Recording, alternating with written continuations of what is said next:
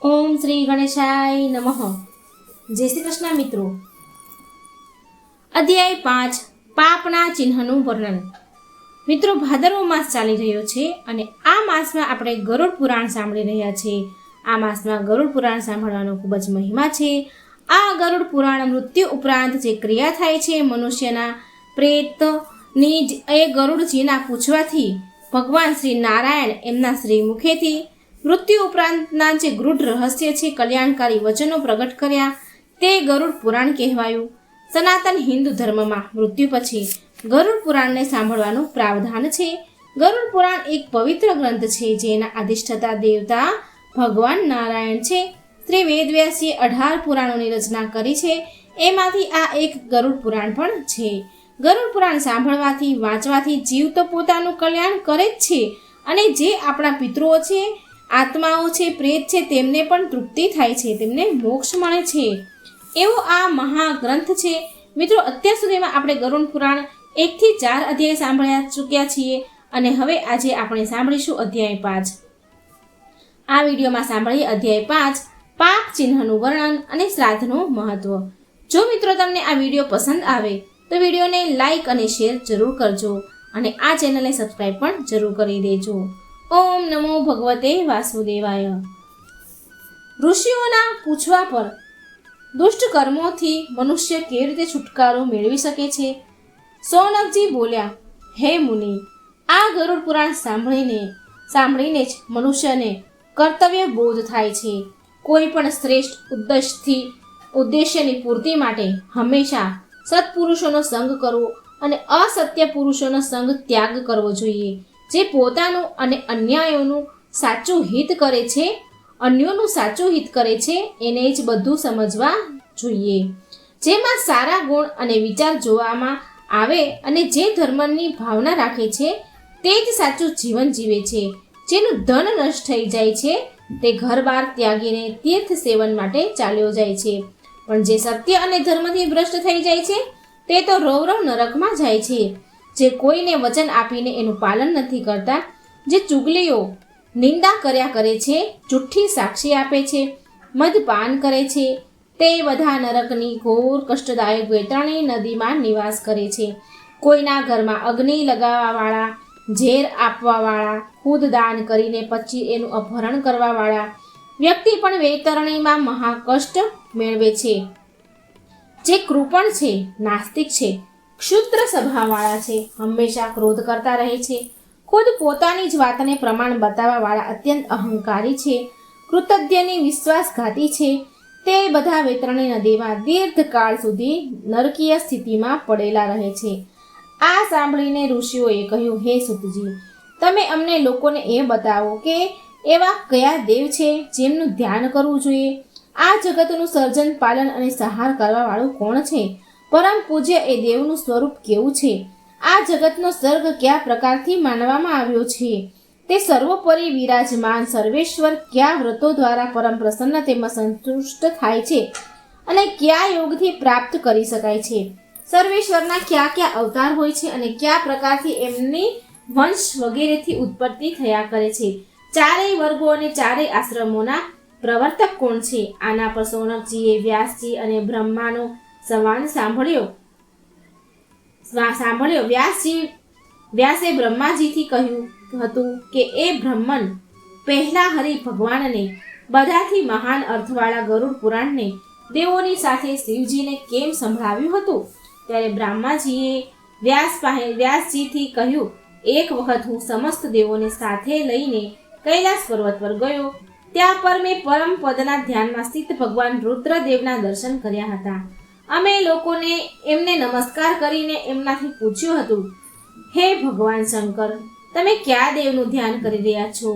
કેમ તે તમારાથી પરે તો અન્ય કોઈ દેવ નથી? મારા આ પ્રશ્નનો ઉત્તર રુદ્રદેવ આપતા કહ્યું કે હું એ પરમાત્મા વિષ્ણુનું ધ્યાન કરું છું, જે બધું જ પ્રદાન કરવાવાળા, સર્વત્ર ગમન કરવાવાળા, સમસ્ત પ્રાણીઓમાં હૃદયમાં સ્થિર અને સર્વ સ્વરૂપ છે. હે પિતામહ, ભસ્મથી સંપૂર્ણ શરીરને મલ કરીને માથા ઉપર જટા ધારણ કરવાવાળા મારા એ જ ભગવાન વિષ્ણુની આરાધના કરવાની પ્રવૃત્તિ છે. સમસ્ત ભૂલોના પ્રભુ ભગવાન નારાયણ છે. એમનામાં મણીઓની જેમ આ સંપૂર્ણ વિશ્વ સ્થિત રહ્યા કરે છે અને તેઓ જ આ સૃષ્ટિ ગુણભૂત થઈને પ્રવેશ કરે છે.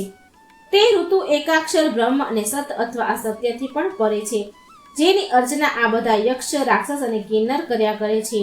અગ્નિ જેમનું મુખ છે, દેવલોક જેમનું રુદ્રા છે, આકાશ, નાભી, ચરણ, ક્ષિતિજ, ચંદ્ર અને સૂર્ય જે પરમાત્માના બંને નેત્ર છે.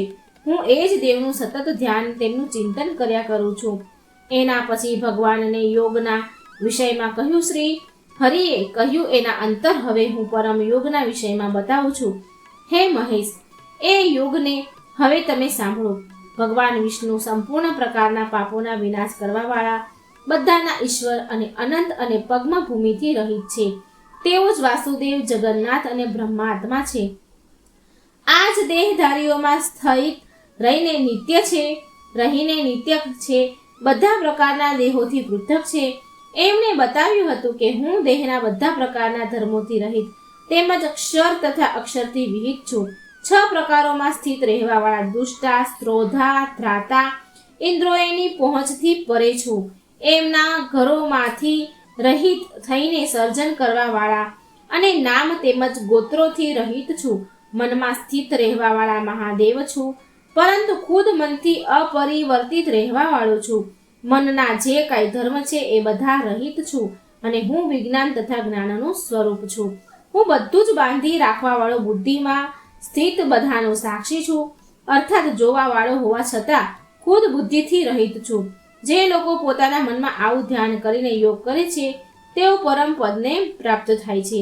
એના પછી પ્રભુએ બતાવ્યું કે આ જાણી લેવું જોઈએ કે યજન કરવું, યજ્ઞ કરવો, દાન લેવું, બ્રાહ્મણને દાન આપવું, વેદ શાસ્ત્રોનો અભ્યાસ કરવો તથા અધ્યપાન કરવું, આ દ્વિજનના શ્રેષ્ઠ ધર્મ હોય છે.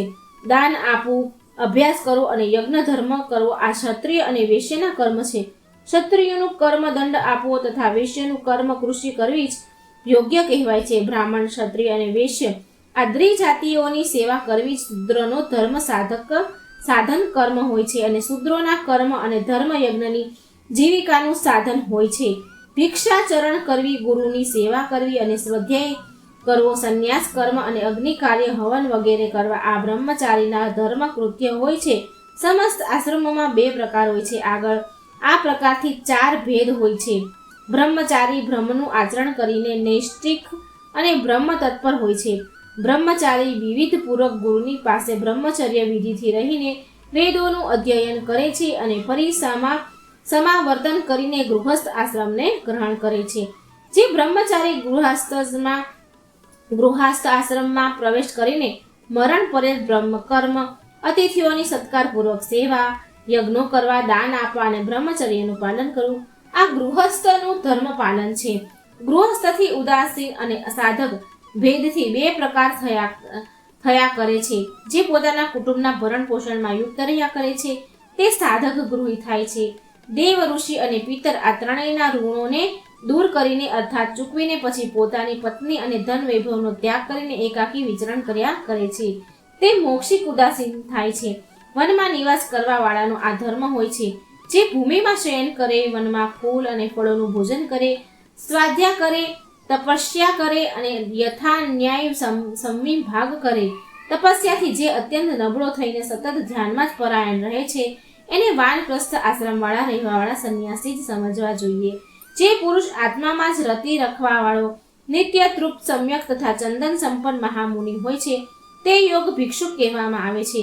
ભિક્ષા માંગવી, શાસ્ત્ર વાંચવું તથા વેદનું જ્ઞાન, મૌન વ્રત ધારણ કરવું, તપસ્યા, વિક્ષેપ રૂપથી ધ્યાન લગાવવું અને સારી રીતે જ્ઞાન તેમજ વૈરાગ્ય રાખવું આ જ ભિક્ષુનો ધર્મ કહેવામાં આવ્યો છે.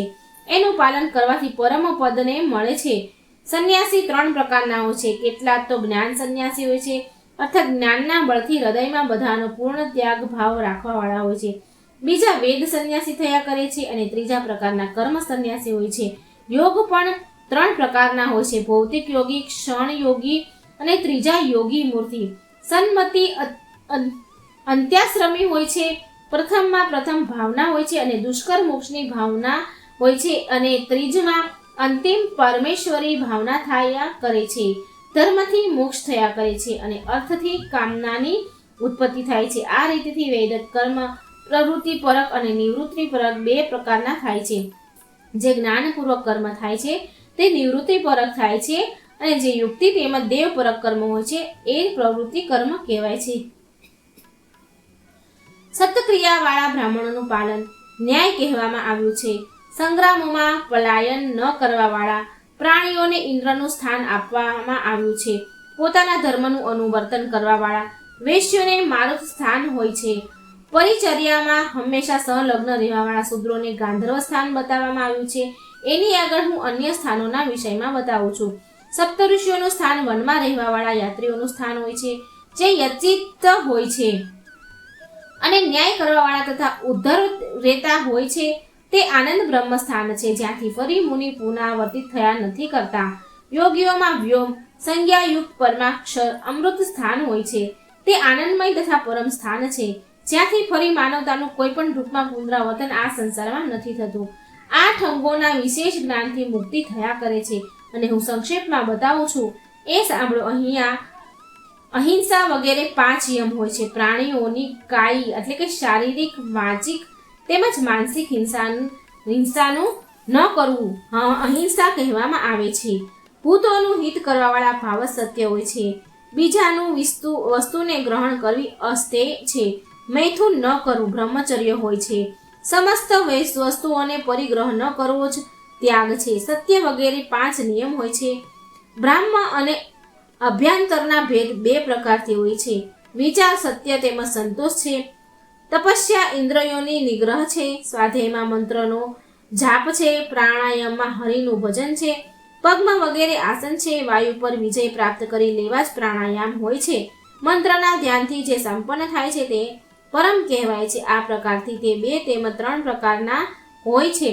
પૂરણ કરવાથી તે પૂરક થાય છે. નિશ્ચલ થવાથી કુંભક અને રેચનના રેચક કહેવામાં આવે છે. 12 માત્રાઓવાળા વધુ પ્રાણાયામ હોય છે, અને 24 માત્રાઓવાળા દીર્ઘ પ્રાણાયામ હોય છે, તથા 36 માત્રાઓથી યુક્ત પરમ શ્રેષ્ઠ પ્રાણાયામ હોય છે. પ્રાણ રોકવાને જ પ્રત્યાહાર કહે છે. બ્રહ્માત્મા ચિંતન કરવાને ધ્યાન કહે છે. મનની વૃત્તિને જ ધારણા કહેવામાં આવે છે. હું જ બ્રહ્મ છું આ પ્રકારની જે અંતઃસ્થિતિ કરી લે છે તે બ્રહ્મની સ્થિતિને પ્રાપ્ત થઈ જાય છે, અને એને જ સમાધિ કહેવાય છે. હું આત્મા છું, બ્રહ્મ પર છે, અને તે સત્ય તેમજ જ્ઞાન સ્વરૂપ તથા અનંત છે. બ્રહ્માનું વિજ્ઞાન જ આનંદમય છે, અને તે ફક્ત તત્વમસી છે. હું બ્રહ્મ છું. હું શરીર વગરનો અને ઇન્દ્રિયોથી રહિત છું.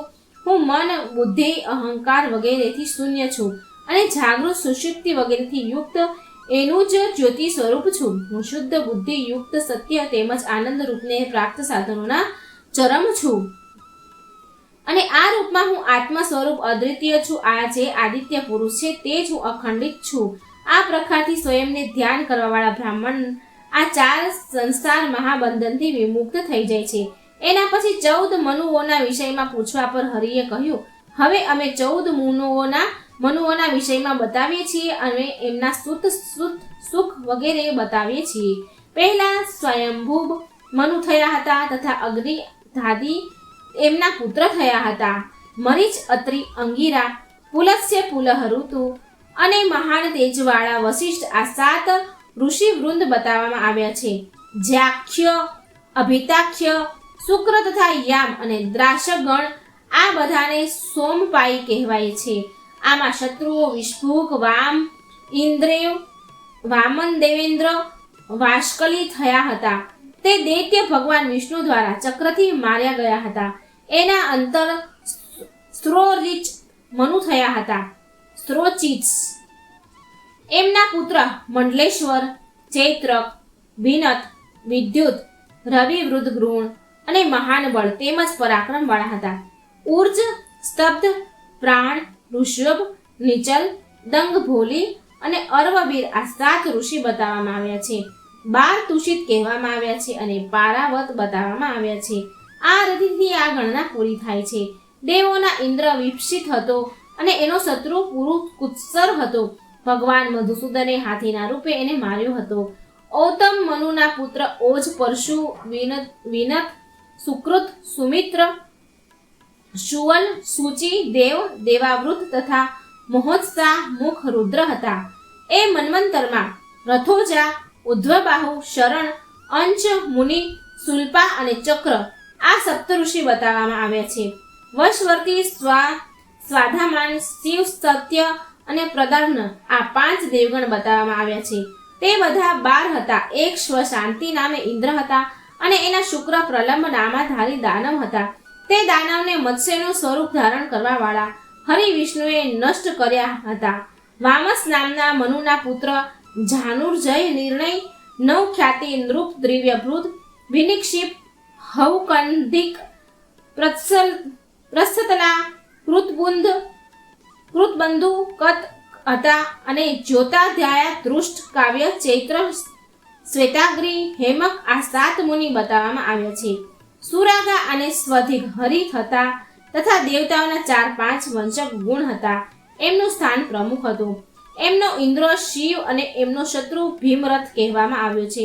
ભગવાન હરિએ કુર્મા અવતાર ધારણ કરીને ભીમરથ અસુરનો વધ કર્યો હતો. રૈવત મનુના પુત્ર મહાપ્રાણ, સાધકવન બંધુ, નિર્મિત્ર, પ્રત્યંગ, પરાહા, સુજી, દૃઢવ્રત અને કેતુ શૃંગ થયા હતા. હવે આપણે મન્વંતરના ઋષિઓનું વર્ણન કરીએ છીએ. એમાં દેવશ્રી, વેદબાહુ, ઉદ્ધવ, હિરણ્ય, રોમા, પર્જન્ય સત્ય, નામા અને સ્વધામા હતા. અભૂતરજ, દેવસ્વમેઘ, વૈકુંઠ અને અમૃત આ 4 દેવોના ગણ કહેવામાં આવે છે. આ ગણોમાં 14 સૂર હતા. એમના પ્રતાપવાન વિભુન્દ્ર ઇન્દ્ર થયા હતા.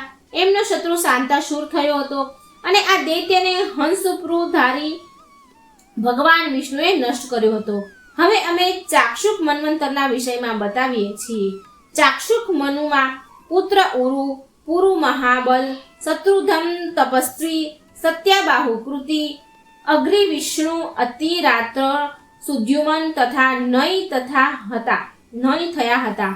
એમાં જ હવિષ્માન, સુતનુ, શ્રીમાન, સ્વધામા, વિરજ, અભિમાન, સહિષ્ણુ અને મધુશ્રી ઋષિ ગણ બતાવવામાં આવ્યા છે. આ બધા ઋષિગણ પૂર્વવર્તી પરંપરામાં આવે છે. આમાં આર્યા, પ્રસૂતા, ભાવ્યા, લેખા અને પૃથક આ દેવોના 5 ગણ કહેવામાં આવ્યા છે. એમના મનોવજ ઇન્દ્ર હતા અને ઇન્દ્રના શત્રુ મહાભુજ મહાકાળ થયા હતા. ભગવાન હરિએ એનો વધ લોકોના ધારણ કરવાવાળા અશ્વનું સ્વરૂપ ધારણ કરીને કર્યો હતો.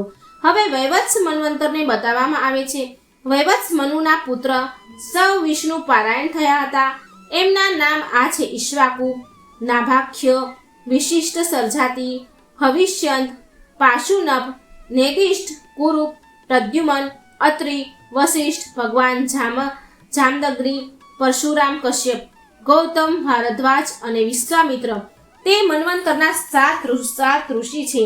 આ ક્રમમાં 40 મરુદ્રણ કહેવામાં આવ્યા છે અને આદિત્ય, વસુ અને સાધ્ય આ 3 દ્રાશક ગણ હતા તથા 11 રુદ્ર થયા હતા અને અષ્ટવસુ હતા. અશ્વિની કુમાર પણ બતાવવામાં આવ્યા છે તથા 10 વિશ્વ દેવતાઓનું પણ વર્ણન કરવામાં આવ્યું છે. 10 અગિરસ દેવ છે તથા 9 દેવગણ છે. એનામાં તેજસ્વી નામવાળા ઇન્દ્ર થયા હતા અને એમનો શત્રુ હિરણ્યાક્ષ દૈત્ય હતો. એ દૈત્યનો ભગવાન વિષ્ણુએ વરાહ અવતાર લઈને વધ કર્યો હતો. હવે આપણે સાવર્ણ્ય ભવિષ્ય મનુના વિષયમાં બતાવીશું. સાવર્ણ્ય મનુના પુત્ર વિષય અર્વવીર, નિદેહ, સત્ય, વાક, કૃતિ, ગરિષ્ઠ, વાચ અને સંગીત હતા. અશ્વત્થામા, કૃષ, વ્યાસ, માલવ, દીપ્તિમાન, ઋષિભય, ઋંગ, રામ હતા. એ મન્વંતરના 7 ઋષિ છે.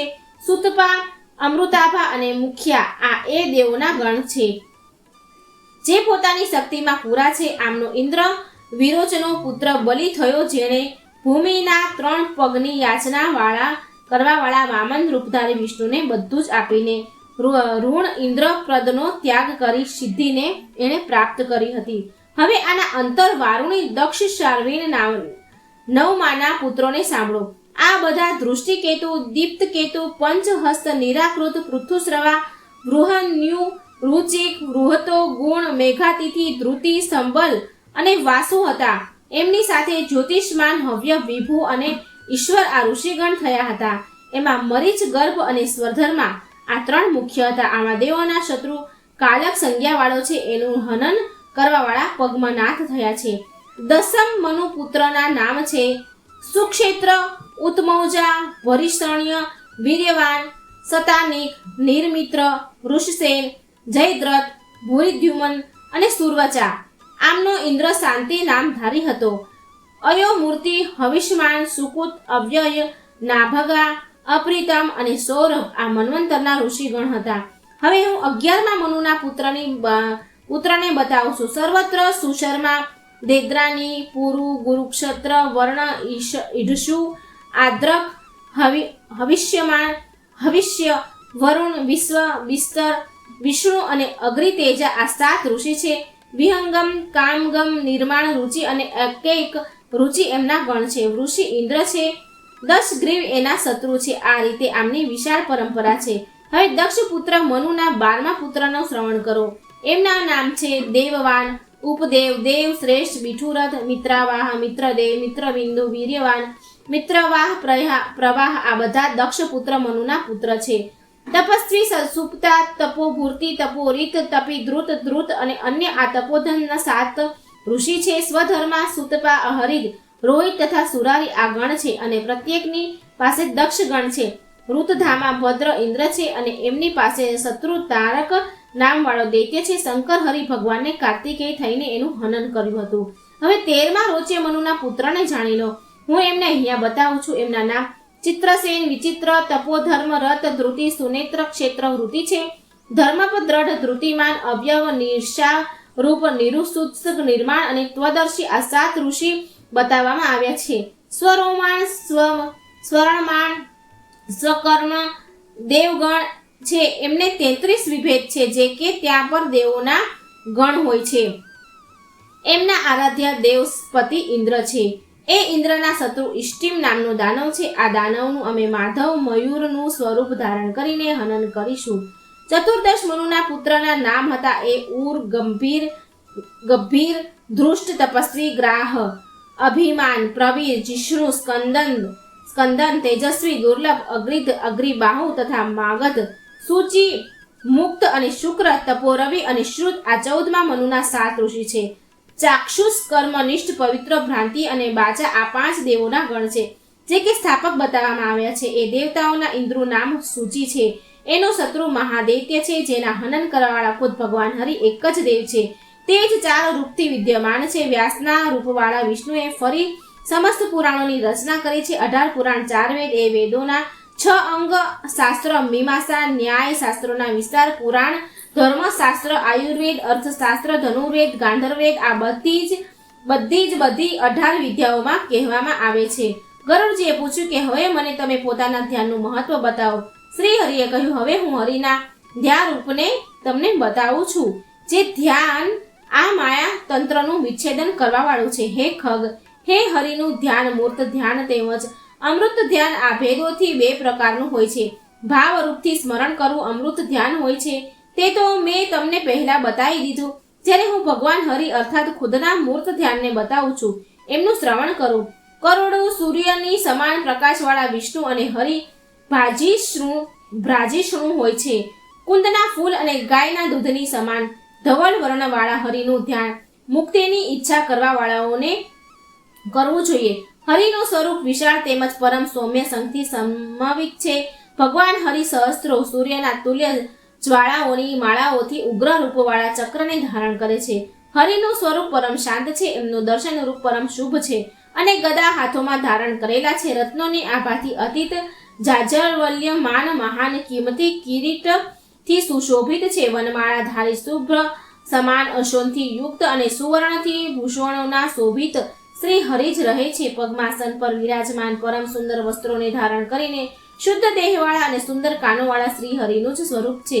શ્રી હરિનું સંપૂર્ણ શરીર હિરણ્યમય છે. સુંદર હારને કારણે તેઓ ગળાને સુશોભિત કરવાવાળા શુભ અંગદોને પહેરવાવાળા છે.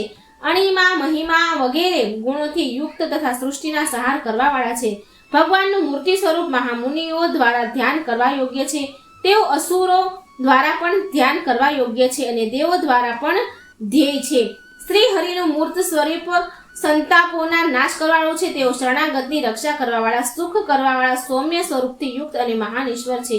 ભગવાન નારાયણ બધા લોકોના હિત સંપાદન કરવાવાળા બધાના સ્વામી, બધાના સુખકારક, પ્રિય, સૂર્યમંડળમાં સ્થિત, અગ્નિમાં સ્થિત અને જળમાં વિરાજમાન જે વાસુદેવ પ્રભુ સંપૂર્ણ જગતનું ધ્યાન રાખવાવાળા, બધાના ધ્યાન કરવા યોગ્ય, મુક્તિની ઈચ્છા કરવાવાળા વિષ્ણુ છે. હું જ વાસુદેવ હરિ છું. આ પ્રકારથી હરિનું આત્મરૂપ ધ્યાન કરવું જોઈએ. જે લોકો આ ઉક્ત સ્વરૂપવાળા વિષ્ણુ ભગવાનનું આ રીતેથી ધ્યાન કર્યા કરે છે તેઓ પરમોત્તમ ગતિને પામે છે. યાજ્ઞવલ્ક્ય મુનિએ પહેલા જ આ પ્રકારે સુરેશ્વર વિષ્ણુનું ધ્યાન કર્યું હતું.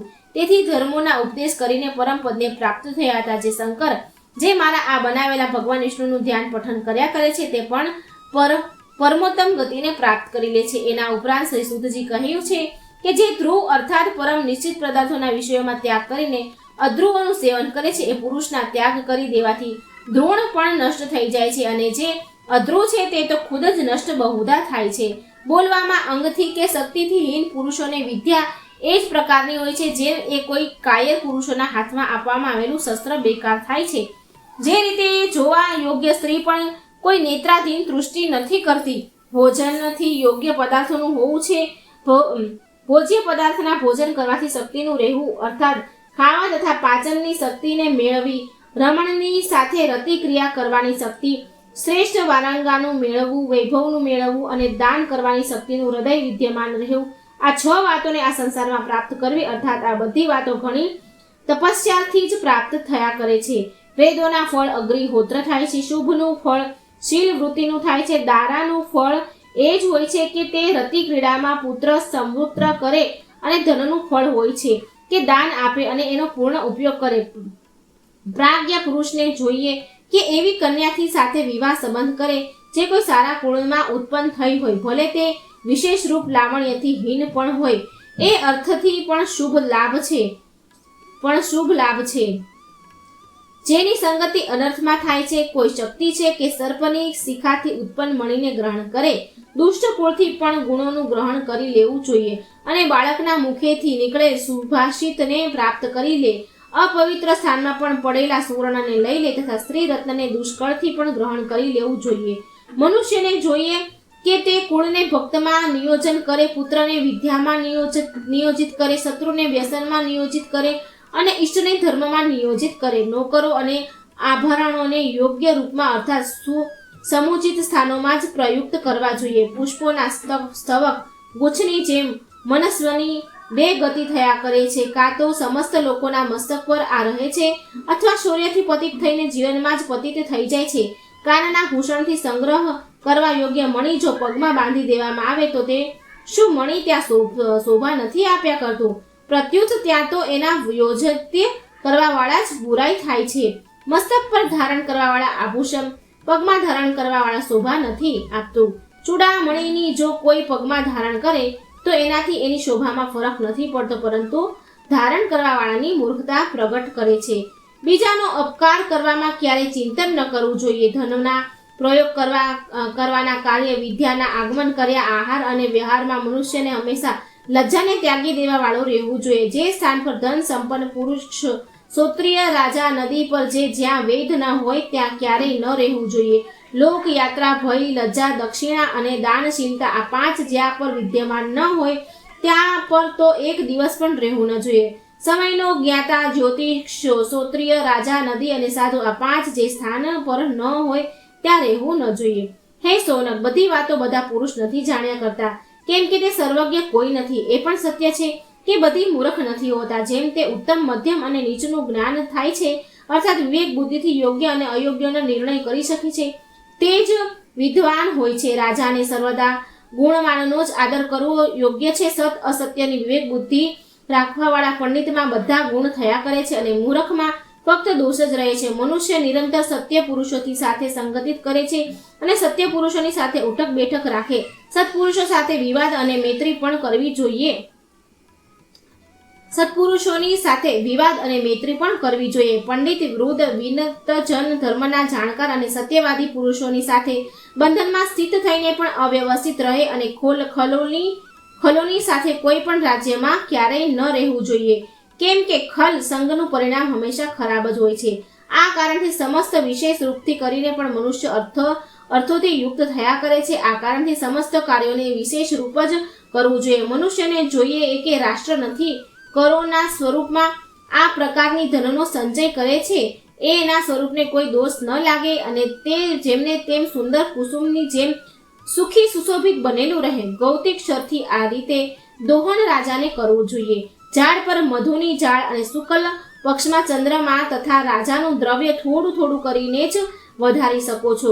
પરમ પ્રશસ્ત કર્મમાં પ્રવૃત્તિ રાખે છે એ નિવૃત્તિ ભાવવાળા પુરુષ માટે ગૃહ જ તપોવનના તુલ્ય હોય છે. રાગથી નિવૃત્ત અને સત્કર્મ જ સાચા પુરુષોના મુખ્ય લક્ષણ છે.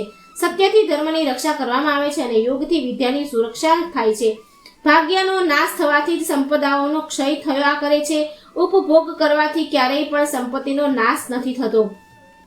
વિપ્રોના ભૂષણ ફક્ત વિદ્યા, પૃથ્વીનું ભૂષણ, નૃપ આકાશનું આભૂષણ ચંદ્રમા છે અને શીલનું બધાનું ભૂષણ છે. ચંદ્રમાની સમાન સદર બધા પાંડવ, ભીમસેન અને અર્જુન વગેરે આધ્યાત્મિક શૂરવીર અને પ્રતિજ્ઞાવાળા દિનકરના શરીરવાળા અને સાક્ષાત કેશવ ભગવાનની રક્ષિત પણ પરંતુ દુષ્ટ ગ્રહોના ફેરમાં અવસ્થિત થઈને જંગલોમાં ભટકી ગયા અને પરવશતામાં સ્થિત થઈ ગયા હતા. ભિક્ષાવૃત્તિ પણ એમને કરવી પડી હતી. આથી એ જાણ થાય છે કે ભાગ્યના બદલામાં કોઈ સમર્થ નથી હોઈ શકતું.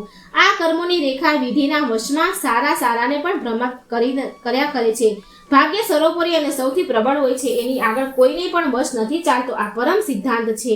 જે કર્મને બ્રહ્માએ એક કુંભારની જેમ નિયમિત કરી દીધા છે, જે કર્મએ વિષ્ણુને પણ અવતારણ ધારણ કરીને જંગલમાં મહાન સંકટમાં નાખી દીધા છે, જે કર્મએ મહાન દેવ રુદ્રને પણ ભિક્ષુક બનાવી દીધા છે અને જે કર્મ વશમાં સૂર્યદેવ નિત્ય પ્રતિ આકાશમાં ભ્રમણ કર્યા કરે છે, એ પરમ પ્રબળ કર્મ માટે અમારા વારંવાર નમસ્કાર છે. રાજા બલિની સમાન મહાશ્રેષ્ઠ દાન આપવાવાળા સાક્ષાત વિષ્ણુ વામન રૂપ ધારણ કરવાવાળા યાચક ભૂમિ જેવા પશોત્મ દાન પરંતુ વિપ્રના મુખમાં ફળ આપીને પણ રાજા બલિએ એના પરિણામમાં બંધનને પ્રાપ્ત કર્યા હતા. હે દેવ, યથેષ્ટ ફળ આપવાવાળા તમારા માટે અમારા નમસ્કાર છે. જો માતા સાક્ષાત ખુદ મહાલક્ષ્મી હોય અને પિતા સાક્ષાત ભગવાન જનાર્દન હોય તો પણ જો ખરાબ બુદ્ધિ હોય કાં તો એને હંમેશા દંડ ધારણ કરવો જ પડે છે. જેણે જેવું જે પહેલા કર્મ કર્યું હોય તો એ તો નિશ્ચિત છે કે એ એવું જ ખુદ પોતાના પુણ્ય કે પાપ કૃત કર્મનું ફળ અવશ્ય ભોગવવું પડે છે. એનાથી બચાવ ક્યાંય પણ નથી થઈ શકતો. જેનું દુર્ગ ત્રિકૂટ હતું અને એ રાક્ષસ મહાબલીની પાસે યુદ્ધ કરવાવાળા યોદ્ધા અને સેવક હતા, છતાં પણ એને કષ્ટ સહન કરવું પડ્યું. અસુર ગુરુ ઉષના દ્વારા જેણે સંપૂર્ણ શાસ્ત્રોના અભ્યાસ કર્યા હતા તે રાક્ષસ રાજા રાવણ પણ કાળના વશમાં આવીને નષ્ટ થઈ ગયા. બાળક, યુવાન અને વૃદ્ધ જે પણ શુભ અશુભ કર્મ કરે છે એમનું ફળ જન્મ જન્માંતર સુધી ભોગવે છે. કર્મનું ફળ ન મળે એ શક્ય નથી. જે પ્રાપ્ત થવાના યોગ્ય અર્થ હોય છે એને મનુષ્ય અવશ્ય જ પ્રાપ્ત કરી લે છે, કેમ કે લલાટમાં લખેલા લેખાને કોઈ પણ બદલી શકતા નથી. બીજાઓની પ્રદાન થયેલી વિદ્યા ક્યારેય પણ ઓછી થતી નથી. પ્રત્યુક તે બીજાઓના દેન પર વધારે વધે છે. કૃપમાં રહેવાવાળા પાણીની જમ તે સ્થાયી હોય છે. જે અર્થ ધર્મના દ્વારા ગૃહિત થાય છે તે જ સત્ય થયા કરે છે અને ધર્મપૂર્વક પ્રાપ્ત કરવામાં આવેલી સ્ત્રી જ વાસ્તવિક સ્ત્રી છે. આ લોકમાં ધર્મને માનવાવાળા પુરુષ મહાન હોય છે, તેથી અર્થને કારણે જ એનું સ્મરણ રાખવું જોઈએ. અન્નના ચાહવાવાળા પુરુષ અત્યંત કૃપણ હોય છે, તે જ દુઃખોને ભોગવે છે. એ જ દુઃખોને જો ધર્મને માનવાવાળા મેળવે તો પછી કોઈ પણ કલેશનું તે પાત્ર નથી થઈ શકતો.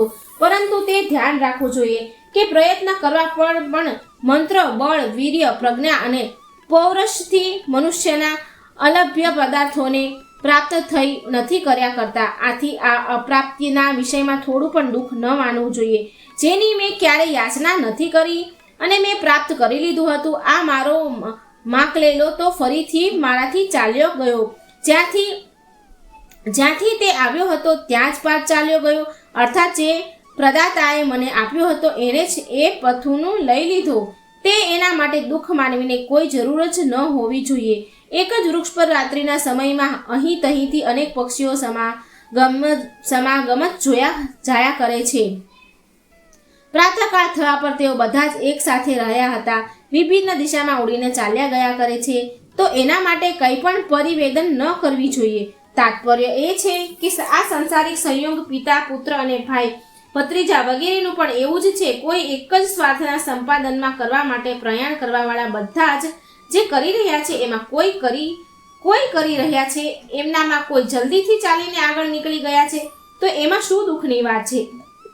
સંસારમાં પણ આ જ આગળ પાછળ સંસાર ત્યાગ કરવાનો ક્રમ રહ્યા કરે છે. હે શૌનક, જેનો સમય નથી આવ્યો તે નથી મરતો, નહીતર એક કુશાના અગ્રભાણથી પણ મરી જાય છે અને કોઈ ઉપાયથી તે જીવિત નથી રહ્યો કરતો.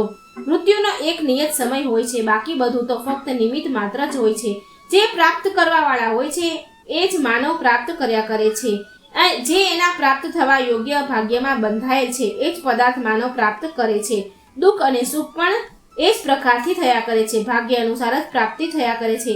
તેથી કોઈના માટે પણ પ્રલાપ કરવો જોઈએ નહીં. પૂર્વના કર્મમાં ફળ જ યોગ્ય સમય પર પ્રાપ્ત થાય છે. પૂર્વજન્મ તપસ્યા જ સમય આવવા પર ફળ થાય છે. ભાગ્યોદયમાં કુળ, શીલ, વિદ્યા, જ્ઞાન, ગુણ અને બીજ શુદ્ધિ મદદરૂપ થઈ શકે છે, પણ એનું કારણ નથી બની શકતા. જે રીતે ગાયોના સેંકડો સમુદાયમાં વાછરડું પોતાની માતાને પહોંચી જાય છે, એ જ પ્રકારે પૂર્વજન્મના કરેલા શુભાશુભ કર્મ પોતાના કર્તા પાસે પહોંચી જ જાય છે અને તે અનુસાર ફળ ભોગવે છે. હે દ્વિજ, જે પુરુષ રાગ અને દ્વેષથી યુક્ત હોય છે એમને ક્યારેય સુખ પણ પ્રાપ્ત નથી થતું. વિચાર કરીને હું સારી રીતે જોઈ રહ્યો છું કે સુખ વસ્તુ ત્યાં જ પર હોય છે જે નિવૃત્ત હોય છે. જ્યાં સ્નેહ હોય છે ત્યાં દુઃખોનું મૂળ સ્નેહ હોય છે તથા એના સ્નેહના ત્યાગ કરી દેવા પર મહાન સુખ થઈ જાય છે. આ શરીર જ દુઃખ અને સુખનું અયાયત હોય છે. જીવિત અને શરીર જાતિની સાથે જ ઉત્પન્ન થાય છે. બીજાના આધીન કંઈ પણ રહેવું દુઃખ હોય છે અને બધાને પોતાના અધીનતામાં રહેવાનું સુખ હોય છે. સંક્ષેપ સ્વરૂપથી સુખ અને દુઃખ એક ચક્રની જેમ પરિવર્તન થયા કરે છે, અર્થાત સુખ પછી દુઃખ અને દુઃખ પછી સુખ આવ્યા જ કરે છે. સુખના અનંતર દુઃખ અને દુઃખના અનંતર સુખ આવે છે. ચક્રનું પરિવર્તન પણ આ રીતે જ નીચેથી ઉપર, ઉપરથી નીચે તરફ થયા કરે છે. જે ગયું તે અતિક્રાંત, જે થવાવાળું છે તે દૂર છે, જે વર્તમાન વર્તે છે તે શોકથી બાધિત નથી થતા. શ્રી સુતજીએ કહ્યું, આ સંસારમાં કોઈનો મિત્ર નથી અને કોઈનો શત્રુ નથી. અહીંયા પર તો કામના વશ થઈને જ મિત્ર કે શત્રુ બનાવ્યા કરે છે. શોકથી 3 કરવા વાળા હોય છે: ભયથી સુરક્ષાના સંપાદક તથા વિશ્વાસનું પાત્ર મિત્ર. આ 2 અક્ષરો વાળા ઉત્તમ રત્ન કોઈને સર્જિત કરે છે જેણે ફક્ત એક જ વાર પરમ પ્રીતિ તેમજ ભક્તિભાવથી હરિ આ ભગવાનના 2 અક્ષરનું પુનિતિ નામ ઉચ્ચારણ કર્યું છે. એને મોક્ષની પ્રાપ્તિને ગમન કરવા માટે પોતાના પરિકરને બદ્ધ કરી લીધા છે. સ્વભાવમાં સુમુક્ત મિત્રતા મનુષ્યમાં જ્યાં પરમ સંતુષ્ટિ વિશ્વામિત્ર હોય છે, વિશ્વાસ હોય છે, એવો જ વિશ્વાસ પોતાની માતા, પત્ની, સહોદર, ભાઈ અને પુત્ર પણ નથી થયા કરતા. જો સર્વદા પરિત્યાગ બની રહેવાવાળી પ્રીતિને સ્થિર રાખવાની ઈચ્છતા હોય છે તો ત્યાં પણ 3 દોષોનો સર્વથા ત્યાગ કરી દેવો જોઈએ: ધ્રુત કીડા કરવી, ધનના લેવાના દેવાનો પ્રયોગ અને પરોક્ષમાં સ્ત્રીઓને જોવા અથવા એમનાથી સંભાષણ કરવામાં. કામ, પોતાની માતા, બહેન, પુત્રી એમની સાથે એક આસન પર ક્યારેય નિવાસ ન કરવા જોઈએ, કેમ કે ઇન્દ્રિયોનો સમુદાય અત્યંત બળવાન હોય છે અને આ મહાન વિદ્વાનોને પણ આકર્ષિત કરી લે છે, અર્થાત મહાન પાપ કર્મ કરવાની તરફ ખેંચી લે છે. પોતાના આધીન રહેવાવાળા આ વિપરીત રતિ વાળા કામ નથી થતા. જ્યાં અપાય બંધ દંડ છે એવા જ અનુવર્તન છે. હે શૌનક, એક તો ક્ષણ માત્રનો સમય નથી મળી શકતો, બીજું એકાંત સ્થળનું મળવું મુશ્કેલ હોય છે, ત્રીજું પ્રાર્થના કરવા વાળો પુરુષ ન મળે તો જ સ્ત્રીના સતીત્વની રક્ષા થઈ જાય. નહીતર જો આ 3 વાતો સુલભ થઈ શકતી હોય તો પછી નારીઓનું સતીત્વ બચી શકવું મહા મુશ્કેલ હોય છે. એક પુરુષ તો તે નિત્ય પ્રતિ સેવન કર્યા કરે છે તો પણ એના ચિત્તમાં અન્ય પુરુષોનું સેવન કરવાની રુચિ બની રહે છે. પુરુષોની પ્રાપ્તિ ન થવાથી જ નારી પતિવ્રતા રહ્યા કરે છે. માતા મદનથી આતુર જે કર્મ કલાપોને રહસ્યમાં કર્યા કરે છે, પુત્રને એના પર ચિંતન ન કરવું જોઈએ, કેમ કે તે શીલની વિપ્રતિ કરવા વાળા હોય છે, નિંદ્રા પરાધીન હોય છે, હૃદયના કૃત્યો અનુકરણ હંમેશા એવા હાસ્ય શોકથી પણ રહિત હોય છે. સંસારમાં ગણિકાનું જીવન એવું હોય છે કે એનું શરીર પૈસાને પ્રાપ્ત કરવા માટે હંમેશા નિરત રહે છે અને વિજ્ઞજનો દ્વારા એના ગળા હંમેશા વિદારિત રહ્યા કરે છે. તે ખૂબ જ ઉત્કંઠાને સંતુપ્તિની વૃત્તિવાળા અને ઘણા લોકોની ઈચ્છાઓ પૂર્ણ કરવા વાળી માનવામાં આવી છે. અગ્નિ, બળ, સ્ત્રીગણ, સર્પ અને રાજકુળ આ નિત્ય પરોપસેવ્ય અર્થાત બીજાઓના સેવાન કરવા યોગ્ય હોય છે અને આ 6 શબ્દ પ્રાણોને હરણ કરવા વાળા પણ છે. એમાં કઈ એવી આશ્ચર્યની વાત છે કે જો શબ્દશાસ્ત્રમાં કુળ પ્રિય પંડિત હોય છે, આ પણ કોઈ વિચિત્ર વાત નથી કે દંડ નીતિમાં કુશળ વિપ્ર ધાર્મિક હોય. એમાં પણ વિચિત્રતા નથી કે રૂપ લાવણ્યથી સંપન્ન સ્ત્રી સાધ્વી ન રહે, અને એ પણ કઈ અદ્ભુત વાત નથી કે કોઈ નિર્ધન પુરુષ ક્યારેય કોઈ પાપ કર્મ નથી કરતો. વનમાં કોઈ એક વૃક્ષ હોય જે સુગંધયુક્ત પુષ્પોથી પરિપૂર્ણ હોય, તો એ એક સરું વૃક્ષથી જ સંપૂર્ણ વન સુવાસિત થઈ જાય છે. જેમ એક સુપુત્રથી સંપૂર્ણ કુળ પ્રખ્યાત થઈ જાય છે, ગુણોથી સંપન્ન એક જ પુત્ર સૌથી શ્રેષ્ઠ, ગુણહીન સેંકડો પુત્રોથી સુલભ હોય છે. જેમ કે એકલા ચંદ્રમાં અંધકારને નષ્ટ કરી દે છે, પણ તારણહાર સહસ્રાધિક રહીને પણ અંધકારને નષ્ટ કરવાની ક્ષમતા નથી રાખતા. પુત્રનું લાલન 5 વર્ષથી અવસ્થા સુધી કરવું જોઈએ. એના પછી એને થોડા સારા ખરાબનું ભાન થઈ જાય છે. 6 વર્ષથી 10-15 વર્ષ સુધી દાંત ફટકારથી એને સુમાર્ગ પર લાવો. જ્યારે 16મા વર્ષમાં પદાર્પણ કરે તો ફરી એની સાથે એક મિત્રની જેમ વ્યવહાર કરો. પુત્ર જ્યારે મોટો થઈ જાય છે, ધનનું હરણ કર્યા કરે છે. જો પુત્ર પિતાની સામે જ મૃત્યુને પ્રાપ્ત થઈ જાય છે, ત્યારે પિતાને મહાન વેદના થાય છે, જાણે એના પ્રાણ નીકળી ગયા હોય એમ. એવી પુત્રની સમાન અન્ય કોઈ શત્રુ નથી કે જેના માટે લોકો અત્યંત લાલાયિત રહે છે. કેટલાય વાદ્ય મૃગના તુલ્ય મુખવાળા હોય છે, એના યથાર્થ સ્વરૂપના પરિજ્ઞાત પ્રાપ્ત કરવામાં પદ પર અવિશ્વાસ થયા કરે છે. ક્ષમા ધારણ કરવાવાળા પુરુષને બધા પ્રકારથી સારા માને છે, પરંતુ એમનામાં એક જ મોટો ભારે દોષ હોય છે કે ક્ષમાથી યુક્ત પુરુષ હોય છે અને લોકોથી શક્તિહીન સમજવા લાગે છે. એ જ માનવામાં આવે છે કે સાંસારિક ભોગ ક્ષણભંગુર હોય છે, તો પણ સ્નિગ્ધોમાં વિદગ્ધ પુરુષની વૃદ્ધિ અનાકુળ હોય છે. હે સૌનક, પિતાના મૃત થઈ જવા પર જ્યેષ્ઠ ભાઈ પિતાના જ તુલ્ય હોય છે. તે બધાનું અનુપાલન કરવાવાળા હોય છે અને આથી પિતાના જ તુલ્ય હોય છે. જે પણ એનાથી નાના હોય છે એ જ બધાની સાથે એનો વ્યવહાર સમાન હોય છે. જે પ્રકારે તુલ્ય ઉપભોગ કરવાવાળા અને જીવન વિતાવાળા પુત્રોમાં થયા કરે છે, અત્યંત શક્તિવાળા પણ જો વધારે એકત્ર થઈને એક સમુદાયમાં સંગઠિત થઈ જાય છે, તો મહાન દારૂણ શક્તિવાળા થઈ જાય છે. જેમ કે એક તણખલાથી બનેલી મોટી દોરડી એટલી મજબૂત થઈ જાય છે કે એમાં પછી હાથી જેવા મહાન બળવાન પશુને પણ બાંધી લેવાથી શક્તિ થઈ જાય છે. બીજાના ધનનું અપહરણ કરીને જે પરી એનું દાન કર્યા કરે છે, એનું દાન આપવાવાળો પુરુષ નરકગામી થાય છે, અને હકીકતમાં એ દાનનું દાન એ જ ફળ પણ હોય છે. દેવોત્તર સંપત્તિનું અપહરણ કે વિનાશ કરવાથી, બ્રાહ્મણનું ધન અપહરણ કરવાથી અને બ્રાહ્મણનું અતિક્રમણ કરવાવાળી કુળોને અકુળતા થઈ જાય છે, એટલે કે સમસ્ત કુળોનો નાશ થાય છે. બ્રાહ્મણોનું હનન કરવાવાળા, સુરાના પાન કરવાવાળા, ચોરી કરવાવાળા અને વ્રતને ભંગ કરવાવાળા પુરુષની સત્પુરુષોની નિષ્કૃતિ એટલે કે પ્રાયશ્ચિત બતાવવામાં આવ્યું છે કે પરંતુ જે કૃતજ્ઞ હયોગ છે એનું કોઈ પણ પ્રાયશ્ચિત નથી થતું. કરેલા ઉપકારને ન માનવાવાળા પુરુષને કૃતજ્ઞ કહેવામાં આવ્યા છે. ક્ષુદ્ર અને વૃષભી અદ્રાના સ્વામીના અહીંયા દેવગણ અને પિતરગણ ભોજન નથી કર્યા કરતા. જે પત્ની દ્વારા જીતેલો હોય છે, અર્થાત પત્નીનો જ જેના પર પૂર્ણ પ્રભાવ હોય છે, એને જેની પત્ની કોઈ ઉપપતિ ઘરમાં હોય છે, એને ત્યાં પણ દેવ પિતર અસંતુષ્ટ થઈને ભોજન નથી કર્યા કરતા. આ 4 પુરુષ સ્વભાવ અને કર્મને કારણે ચાંડાલ થયા કરે છે. આ તે જ કરેલા ઉપકારને માન્યતા નથી કરતા. બીજા તે જે અનાર્ય હોય છે, ત્રીજા તે જેમાં ખૂબ લાંબા સમય સુધી રોષ વિદ્યમાન રહે છે, અને ચોથા તે હંમેશા કુટિલ વૃત્તિવાળા હોય છે. 5મા ચંડાલ તો છે જે ચાંડાલ જાતિથી સુમુક્ત થયા છે. દુષ્ટ બુદ્ધિવાળા સાધારણ શત્રુ પણ આ ભાવનાથી કે સામાન્ય શત્રુ આપણું શું બગાડી શકે ક્યારેય પણ ઉપેક્ષા કરવા યોગ્ય નથી હોતા. અગ્નિના નાના એવા કણથી પણ ઉપેક્ષા નથી કરતા, અર્થાત કે સમાન એવી અગ્નિમાં પણ બધું જ સળગાવીને રાખ બનાવી દેવાની ક્ષમતા વિદ્યમાન રહ્યા કરે છે. નવી ઉઠેલી અવસ્થામાં જેનાથી સ્વાભાવિક રૂપથી ક્યારેય અશાંતિ થયા જ નથી કરતી, જે પુરુષ શાંતિથી યુક્ત રહે છે તે જ વાસ્તવમાં શાંત પ્રકૃતિવાળો પુરુષ હોય છે, એવો મારો વિચાર છે. જ્યારે ઉંમર ઢળી જાય છે તો સંપૂર્ણ શરીરની ધાતુ ક્ષીણ થઈ જાય છે, એમાં તો બધાની શાંતિ આવી જાય છે, કેમ કે કોઈ પણ પ્રકારની શક્તિ રહ્યા જ નથી કરતી. હે વિપેન્દ્ર, જે રીતે માર્ગોના બધાના ચાલવાનો અધિકાર હોય છે, એવી જ રીતે સ્ત્રીને ભોગવવાનો પણ બધાનો હક હોય છે. આ શરીર ધાતુઓના વશમાં રહેવાળું અને ચિત્તના અધ્યાન જ થયા કરે છે.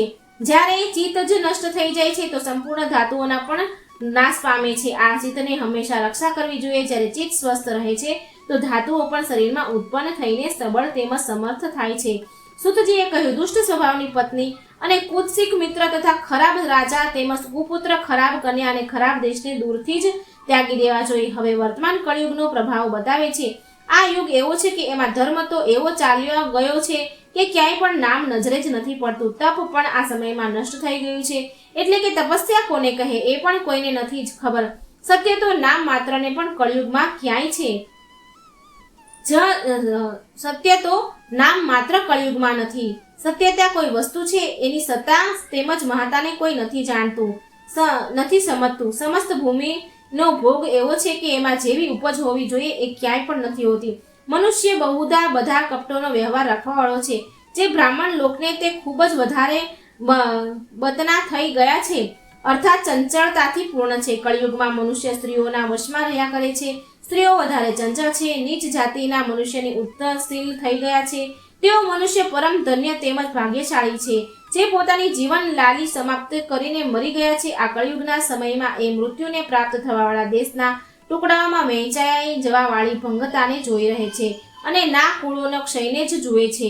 બીજાઓમાં પોતાના ચિત્તને રમાડવાવાળા દરાઓએ આ ખરાબ વ્યસનોમાં ફસાયેલા પુત્રોને પણ તેઓ મરી જવાના કારણે નથી જોઈ રહ્યા. કુપુત્રમાં નિવૃત્તિ થઈ હોતી અને જે કુપત્ની છે એમાં રતિ પણ કેવી રીતે થઈ શકે છે? કુમિત્રીમાં વિશ્વાસ નથી હોતો અને ખરાબ રાજ્યમાં જીવન કેવી રીતે રહી શકે? બીજાનું અન્ન, બીજાનું ધન, બીજાની પથારી, બીજાની સ્ત્રી, બીજાના ઘરમાં નિવાસ અને આ ઇન્દ્રની પણ સ્ત્રીનું હરણ કરવાવાળા કાર્ય હોય છે. વાતચીતથી, શરીર સ્પર્શથી, સંગીતથી, સાથે ભોજનથી, સાથે શયન અને સાથમાં ગાયનથી મનુષ્યના પાપનું સંક્રમણ થયા કરે છે. સ્ત્રી વધારે રૂપ લાવણ્ય ન હોવાથી નષ્ટ થઈ ગયા કરે છે. ક્રોધથી તપસ્યાનો નાશ થાય છે. ક્રૂર પ્રચારથી ભાગ અને સુંદર અન્નથી શ્રેષ્ઠ દ્વિજનોનો નાશ થઈ જાય છે.